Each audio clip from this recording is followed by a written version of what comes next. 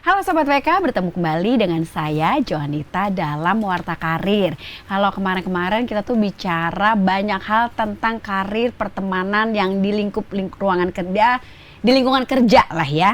Nah saat ini Nonon tuh mau ngobrol tentang kayak di tempat teman-teman tuh ada nggak sih yang punya teman yang berasanya tuh kayak kita semua nih nganggapnya kok kayak lu tuh kok kayak egois banget gitu ya, tapi si orang ini tuh nggak berasa dia egois gitu kan, terus atau narsis gitu ya. Nah banyak akhirnya yang bilang bahwa ini jangan-jangan teman kita nih NPD gitu kan. Nah banyak juga yang nggak tahu NPD itu macam gimana sih atau kayak apa sih. Nah hari ini saya kedatangan juga Mbak Fitri yang udah biasa memandu acara ini yang bareng sama saya.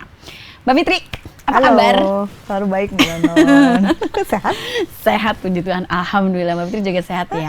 Alhamdulillah sehat. Baik Mbak, kita nggak ngomongin tentang gaji ya Mbak ya. Nggak ngobrolin tentang karir naiknya gimana sih, manjat aja gitu. Nggak juga ya Mbak. Tapi kita ngobrolin tentang seputar pergaulan di lingkup kerja.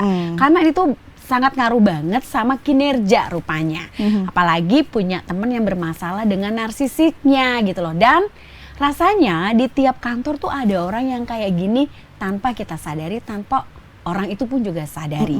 Nah, berbekal pengalaman dari kami di sini, itu kok kayaknya ada yang seperti itu. Lalu ada yang tiba-tiba satu teman bilang, dia NPD. Nah, terus kita pada gini, emang iya?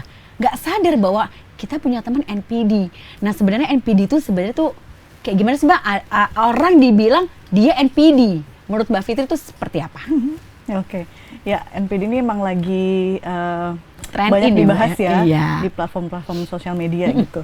Kalau di episode sebelum, beberapa episode sebelum kita ngomongin soal toxic environment sama toxic coworker, mungkin ini salah satu bentuk coworker atau teman kerja yang toxic gitu ya. Kan bisa macam-macam, tapi salah satunya NPD. NPD itu kan kependekan dari narcissistic personality disorder. Jadi sesuai namanya, personality disorder ini artinya dia punya gangguan kepribadian gitu ya. Kalau mau tahu lebih detailnya mungkin akan ada pakarnya lah, psikolog klinis. Tapi secara umum saya bicaranya konteksnya di lingkungan kerja karena memang terus terang saya pun punya pengalaman real mengenai hal ini gitu. Jadi kalau bicara pengertiannya menurut American Psychological Association, jadi orang NPD ini punya beberapa karakteristik yang cukup menonjol dan polanya sama gitu antara setiap orang yang NPD gitu. Yang pertama, jadi ciri khas utama gitu ya Mbak ya? Benar, ciri khas utama. Apa aja tuh Mbak? Yang pertama itu dia punya punya perasaan bahwa dia orang yang penting gitu. Cocok. Cocok sama orang yang penting. Terus kemudian dia punya banyak talent dan achievement, prestasinya banyak, kemampuannya banyak, bakatnya banyak gitu. Terus bagus padahal ya. Kenapa? Maksudnya kayak secara personal sebenarnya dia bagus ya, karena dia punya banyak kemampuan, punya banyak talent, kelebihan gitu ya Mbak. Ini dia merasa. Oh dia jadi merasa. Belum tentu realnya betul begitu. Oke, gitu. baik. Dia merasa begitu. Jadi yang dia tampilkan ke orang-orang adalah gue orang penting loh, gue punya banyak prestasi loh. Padahal belum tentu itu beneran begitu, demikian gitu.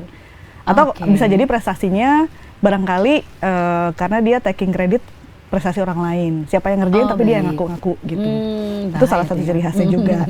Terus terus berikutnya dia punya, kalau di situ sebutnya fantasi, bahwa dia tuh punya power gitu, punya kekuasaan gitu. Halu gitu ya Mbak ya? Iya, kalau anak sekarang bilangnya halu gitu ya. Kalau di teorinya disebutnya fantasi gitu. Bener, halu. Terus dia ngerasa dia brilian, dia pinter, dia cerdas, dia smart gitu. Cantik gitu. Kalau cowok. Cantik. Kalau cowok tuh ganteng gitu. Kalau cowok cantik. Hampir bilang banyak juga sih yang sekarang ngerasa gitu. Hari gini gitu ya Mbak. Iya. Oke Mbak. Terus dia secara nggak malu-malu nunjukin bahwa dia itu butuh perhatian, butuh di admire atau dikagumi gitu. Jadi kalau mungkin sebagian orang punya kebutuhan yang sama, tapi mungkin caranya lebih halus, lebih profesional gitu ya, dengan mungkin dia nunjukin prestasi, kemudian dia tunjukkan lewat saluran-saluran yang memang betul gitu, lewat presentasinya lah apa segala macam. Tapi kalau orang ini beneran yang secara kasat mata atau secara eksplisit nunjukin bahwa lo harusnya kagum lo sama gue, lo harusnya dia harus kasih atensi lebih ke gue kayak gitu. Karena gue punya kelebihan, gue punya kelebihan ini gitu gue ya. Gue cantik, gue punya power, gue bisa banyak hal, gue punya banyak achievement gitu. Oke. Soalnya sambil nge-recall temen yang kayak gitu. Problem yang sama sepertinya nih ya Mbak ya. Nah terus orang ini tuh karena dia merasa dia paling hebat, jadi ketika dia kemudian dihadapkan pada situasi yang akhirnya membuat dia merasa ternyata gue nggak lebih hebat dari si A, nggak lebih hebat dari si B, itu tuh ada rasa marah di dalam dirinya, nggak terima gitu. Kok dia bisa lebih hebat dari gue sih gitu. Boleh tuh. Nah gitu biasanya itu tuh terjadi kalau misalnya lagi di forum, let's say misalnya lagi meeting gitu ya. Kalau lagi one on one dia sama bosnya, mungkin dia bisa lah bluffing, ini saya ngerjain lo, segala saya ngerjain lo, ini saya bisa ngerjain, kalau orang ngerjainnya 2 jam, saya bisa sejam misalnya kayak gitu. Kan nggak ada yang tahu, tapi kalau begitu di forum, kemudian ada yang bisa matahin itu, oh enggak, waktu itu kayaknya lo bisa secepat itu karena dibantuin si A, si B, si C. Nah itu dia bisa marah tuh. Dan marahnya bisa, kalau kemudian berlanjut, orang si yang matahin omongannya tadi kemudian di luar forum berlanjut, kasarnya berantemin dia, oh itu bisa jadi dendam dan dia bisa sangat jahat gitu, jatuhin karirnya, apalah segala macam gitu. Semengerikan itu sih sebenarnya NPD. Itu lalu kemudian jadi kayak pembunuh dalam selimut gitu nggak sih Mbak? Ya kan dia kayak ngeri juga ya sebenarnya Mbak. Ngeri. Dan orang ini manipulatif gitu. Makanya nanti di cara penanganannya adalah salah satunya adalah hindari bergosip sama orang ini dan jangan share apapun yang sifatnya hal-hal pribadi gitu. Karena itu nanti bisa dia putar balikan faktanya. Baik. Terus karena dia kayak gitu, jadinya dia punya hubungan interpersonal yang kurang bagus sama lingkungan sekitarnya, teman-temannya gitu. Nah, kayak misalnya kalaupun kemudian dia hubungannya baik sama orang lain, kita patut curiga. Karena dia mau taking advantage, jadi cuma mau manfaatin kita aja gitu. Dia lihat kayaknya si A nih bisa ngelancarin niat jahat gue misalnya gitu, dia deketin medianya gitu kali ya. Iya, tapi abis gitu ya udah dia tinggalin setelah tujuannya dia dapat, dia tinggalin tanpa rasa bersalah gitu. Baik. Terus satu lagi yang sangat kentara adalah nggak punya empati sama sekali. Jadi jangan pernah berharap orang ini ngerasa bersalah sudah menyakiti orang lain. Jadi gitu. Dia selalu benar gitu ya Mbak ya? Itu perasaan lo doang aja. Gue nggak balas jahat kok sama lo gitu. Gitu ya Mbak. Ngeri banget ya kalau diceritain ya Mbak. Serem Dan banget. bener maksud saya sebelum acara ini itu kan kita udah hampir kayak beberapa hari tuh ngobrolin ya, karena mungkin ada salah satu teman di unit lain yang punya pengalaman yang ini dan mengganggu sekali lingkungan kerjanya dia gitu kan. Akhirnya kita ngobrol-ngobrol, kok kayaknya cirinya pas banget seperti yang Mbak Fitri sebutin tadi, dan ngeri banget dan ya hampir 100% lah benar semua. Dan itu nggak cuma cewek loh, cowok juga ada yang kayak gitu, NPD juga gitu. Kemudian gini Mbak, orang itu kita kan memang tidak pernah tahu, kita sebagai teman ya, sebagai rekan kerja, nggak pernah tahu apakah bagaimana background dari teman-teman kita secara detail, gitu kan ya, dia kenapa dan apa bagaimana. Nah, kalau menurut Mbak Fitri sendiri sebagai seorang psikolog juga, pengidap NPD ini bisa terkena hal seperti itu tuh dengan semudah itu tuh gimana sih Mbak? Maksudnya kenapa kok dia bisa jadi seperti ini? Atau karena lingkungannya kah? Atau apa? Apa yang bisa membuat orang bisa jadi semengerikan yang seperti tadi Mbak Fitri bilang? Kalau dari beberapa artikel yang saya baca, mostly penyebabnya adalah pola asuh orang tua gitu. Jadi salah satunya adalah ekspektasi orang tua yang terlalu tinggi ke anaknya. Terus ketika kemudian anaknya nggak bisa memenuhi ekspektasi tersebut, ada punishment berupa misalnya mungkin dikasih label yang kurang bagus, kayak kamu kok kurang pinter, kamu kok, atau dibanding-bandingin bahkan sama saudaranya, kamu kok nggak sepintar kakakmu sih, kok nggak kayak adikmu sih, kayak gitu-gitu, sehingga muncullah rasa inferior gitu. Nah itu kemudian dikompensasi dengan NPD tadi. Kalau misalnya dia mengkompensasinya dengan benar-benar berusaha berprestasi, fine, nggak apa-apa. Tapi kalau tadi yang saya bilang fantasi atau Ya, halu tadi, itu kan jadinya kan jadi nggak sehat gitu. Gitu. Jadi biasanya karena masa kecil pola asuh orang tua di masa kecil seperti itu salah satunya. Atau kalaupun nggak di rumah, barangkali di sekolah bisa juga kan kayak gitu. Mungkin dia sering dibully, dibilang mungkin fisiknya dia fisik bisa jadi, atau mungkin secara kemampuan akademisnya barangkali bisa juga dilabel sama guru, kita nggak tahu kan, kayak gitu-gitu. Jadi pokoknya intinya adalah kayak dia punya pengalaman yang nggak baik yang terkait sama rekognisi atau pengakuan dari lingkungan sekitar gitu, sehingga ketika di dunia kerja begitu dia dapat kesempatan lingkungannya mendukung seperti itu, ya tumbuh subur lah yang kayak gitu-gitu gitu. Sekali dicoba, wah berhasil nih, dengan cara ini gue bisa cepet promosi, dengan cara ini gue bisa deket sama bos-bos misalnya gitu. Nah itu diulang akhirnya. Atau dia manipulatif jadinya ke teman-teman kerjanya dia Yes, untuk memang, tujuannya dia betul tercapai gitu. Nah kalau pengalaman saya pribadi, karena saya sebagai rekruter backgroundnya, orang seperti ini tuh semanipulatif itu sehingga kita sebagai rekruter yang udah experience pun nggak bisa notice gitu. Oh, jadi aku mau nanya nih Mbak, kelihatan nggak sih Mbak kalau lagi pas dia interview dan sebagainya gitu? Nah pas interview tuh normal banget dan kayaknya orangnya wow gitu ya? Iya. Gitu ya Mbak. Jadi waktu itu interviewnya kan kalau kita bicara interview kan berlayer ya, dari saya kemudian sama level di atasnya lah gitu. Itu sampai yang di di kantor pusat yang di China itu bilang, wah saya belum pernah nih interview orang sekeren ini bisa provide slide presentasi segitu komprehensifnya gitu soal program dan lain sebagainya gitu, sampai dipuji seperti itu gitu. Jadi sebegitu manipulatifnya. Tapi begitu kemudian dia udah deal, sudah tanda tangan kontrak, mulai tuh keanehan kebaca. Saya bilang gini, kok ini nggak muncul ya kemarin pada saat interview. Begitu dia kerja, kita baru tahu, oh dia memang NPD, jadi manipulasinya jago banget gitu. Gitu. Jadi emang semengerikan itu. Ya. Wow. Baik Mbak, kalau misalnya nih Mbak, kita kan juga nggak bisa pilih teman ya di kantor. Betul. Karena kan yang milihin ya orang HRD ya, teman jadi teman kantor kita, ya kan? Kalau jelek aja HRD. Secara nggak langsung gitu Mbak, maaf nih.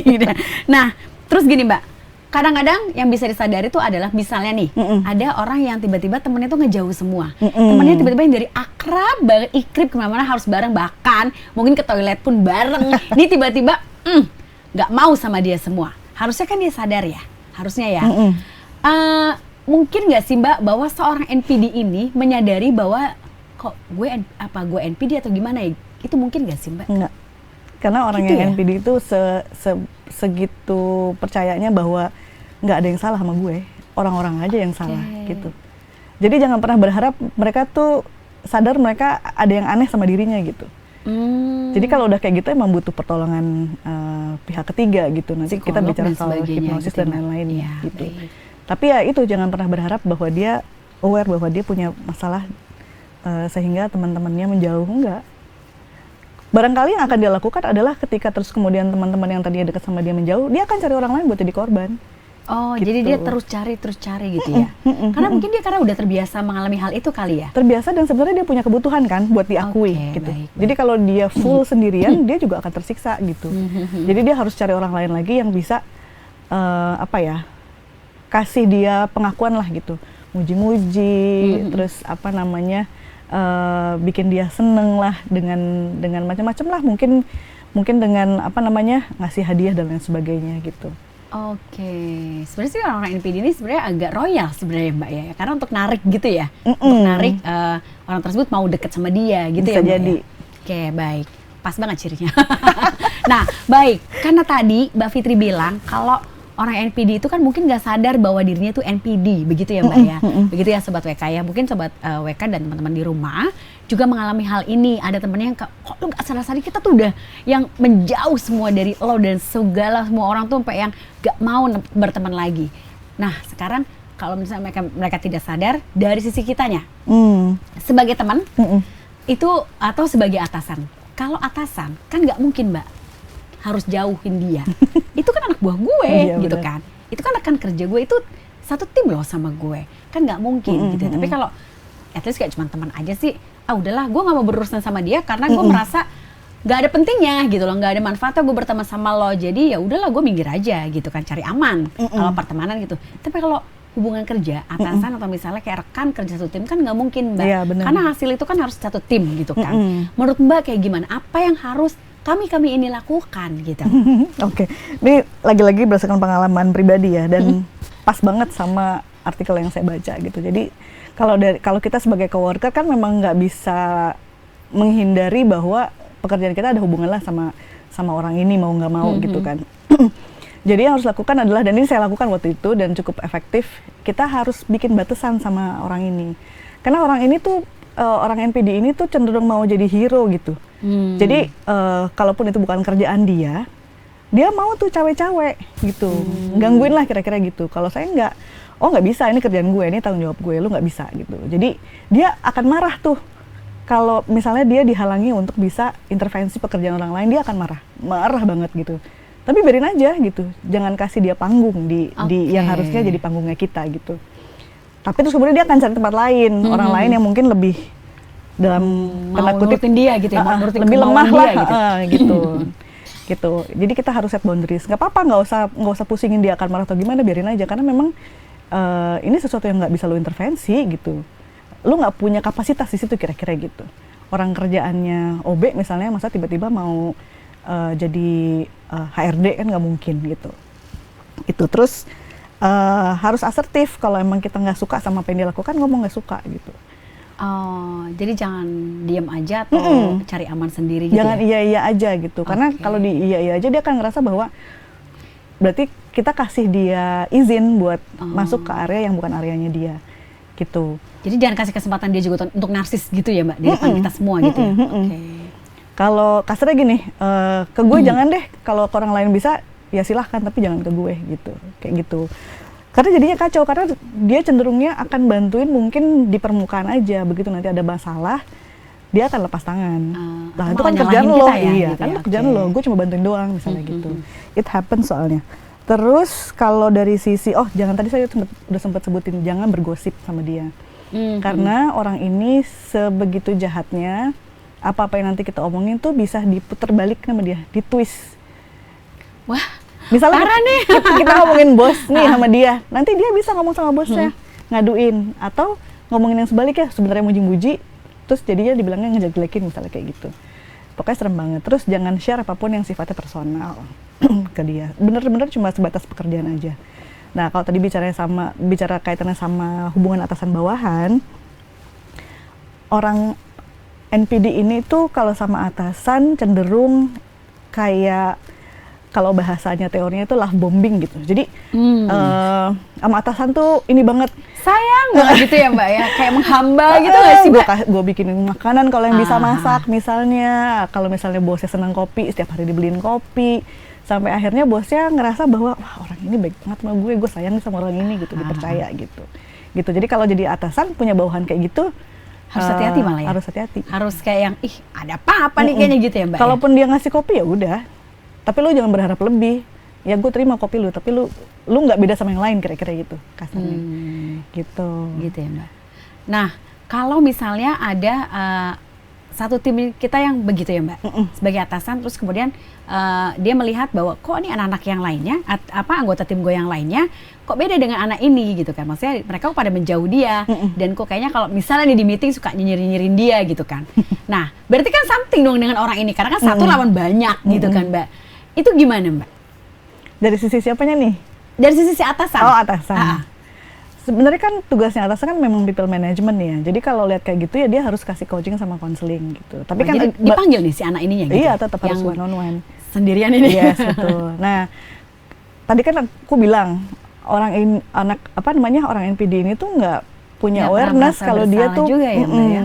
Jadi menurut saya kalau misalnya memang atasannya udah kasih coaching sama counseling masih nggak juga, mungkin kantornya harus kirim dia ke ahlinya gitu. Supaya dia paling nggak aware dulu gitu bahwa dia punya masalah gitu. Dan itu bisa ganggu dia di lingkungan kerja.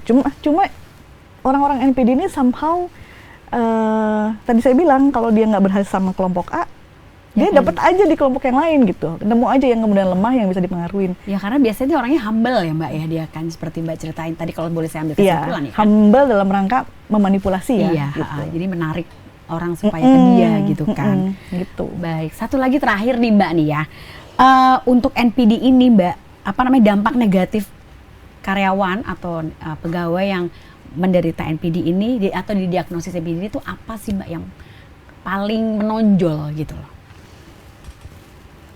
Kalau sepanjang yang saya tahu, yang saya pahami, di dianya sih nggak ada dampaknya. Di tim ya paling di ya Mbak ya? kantor ya, nggak kelihatan berdampak. Nggak tahu kalau kemudian dia pulang ke rumah dan dia nangis-nangis Bombay, apa namanya, merasa bahwa dia dikucilkan dan lain-lain, nggak tahu juga gitu. Tapi yang terlihat di kantor tuh nggak kayak gitu. Dia berusaha betul untuk terlihat gue baik-baik aja gitu, lo aja yang salah gitu. Nah, yang menderita biasanya justru yang lingkungan sekitarnya gitu. Makanya kalau kita bicara kita bicara soal NPD, mungkin yang perlu dibantu nggak cuma si pelakunya, tapi juga korban-korban di sekitarnya gitu. Yang mungkin jadi kalau misalnya depresi. di lingkungan kantor tuh ada orang yang seperti itu kita harus perhatiin juga yang si teman-teman di sekitarnya atau anak apa namanya anggota tim kita yang di sekitarnya gitu, yang selainnya gitu betul, ya Mbak. Karena buat sebagian orang stressful loh kerja bareng orang NPD, beneran. Gemes gitu, kayak ih nih gue gak bisa ngapa-ngapain tapi gue kesel sama orang ini gitu. Iya, Kayak gitu. benar juga ya Mbak. Nah terakhir nih Mbak, ini bener terakhir nih ya. Oke, Mbak, bisa sembuh nggak sih Mbak orang NPD ini? Bisa Bisa ya. Gini, sebenarnya apapun bentuknya gangguannya, yang penting adalah orangnya aware dulu bahwa dia punya masalah dan harus diperbaiki gitu. Tapi selama dia nggak punya awareness itu, mau orang tuanya nyuruh dia ke psikolog, mau orang tuanya suruh ke psikiater, mau di suntik vitamin apalah segala macam, nggak akan sembuh gitu. Karena dia nggak merasa. Dia nggak merasa, gue nggak ada masalah, kenapa gitu. Baik Sobat TK dan juga teman-teman di rumah. Jadi bahasannya agak ini ya. Terkait NPD tadi, Mbak Fitri udah panjang lebar dari A sampai Z memberikan penjelasan ya. Jadi itu kan tadi yang di awal saya bilang, hampir semua kantor mengalami punya teman yang NPD. Nah sebelum saya tutup, bisa nggak sih Mbak kasih tips dan triknya menghadapi teman-teman NPD atau pesan-pesan lah buat kita semuanya? Silakan Mbak. Kalau dari hasil ngobrol-ngobrol sama teman sekantor yang punya teman NPD, sama-sama punya teman NPD yang sama, plus baca-baca dari artikel juga, memang salah satu yang paling wajib dilakukan adalah tadi yang saya bilang set boundaries. Jadi harus bikin batasan. Itu dari awal gitu. Jadi begitu kita nge-sense kayaknya ada yang aneh sama orang ini, kita harus bikin membentengi diri lah supaya dia nggak intervensi, nggak cewek-cewek urusan kita gitu. Itu udah paling utama, langkah pertama yang harus dilakukan. Gitu ya Mbak ya? Iya harus berani gitu. Walaupun kalau misalnya orang ini punya akses ke ke pimpinan atau ke level yang lebih tinggi, ada potensi nanti membahayakan kita memang gitu. Tapi yang penting adalah satu hal yang saya juga harus ingatkan, kalau udah set boundaries kayak gitu, terus kondisinya orangnya bisa akses ke level lebih tinggi, jangan lupa kalau ada evidence itu disimpan dikit gitu. Jadi kalau ada hal-hal yang tidak menyenangkan yang dia lakukan, disimpan buktinya. Jadi once dia nanti eskalasi, misalnya si Fitri ini giniin saya, kita punya bukti, enggak kok, justru sebaliknya ini dia yang melakukan ini ke saya gitu. Kayak gitu, itu penting sih gitu, karena mereka bisa sejahat itu. Yang tadi Mbak bilang nge-twist itu ya Mbak ya? Nge-twist, laporin yang nggak bener ke level yang lebih tinggi, itu mungkin banget gitu. Baik. Sobat TK dan juga teman-teman semua, tapi juga jangan takut kalau NPD ini memang kayak tadi nakutin ya untuk ciri-cirinya ya, tapi ternyata Mbak Fitri sudah membentengi kita dengan tipsnya bahwa ya udahlah, nggak usah dikasih panggung lah orang itu, terutama gitu ya Mbak ya. Bener. Baik. Terima kasih sudah menyimak kami berdua, dan kita akan ketemu lagi minggu depan untuk bahasan yang lebih keren lagi dan juga seputar karir dan juga pertemanan lingkungan kerja kayak tadi hari ini ya Mbak ya. Kita nggak ngobrolin lagi tentang gimana caranya minta naik gaji sama karyawan, enggak gitu. Tapi udah lebih ke pertemanan di kantor supaya kinerja kita juga tetap lebih baik. Terima kasih dan sampai ketemu lagi. Saya dengan Johanita pamit undur diri. Salam sehat semuanya.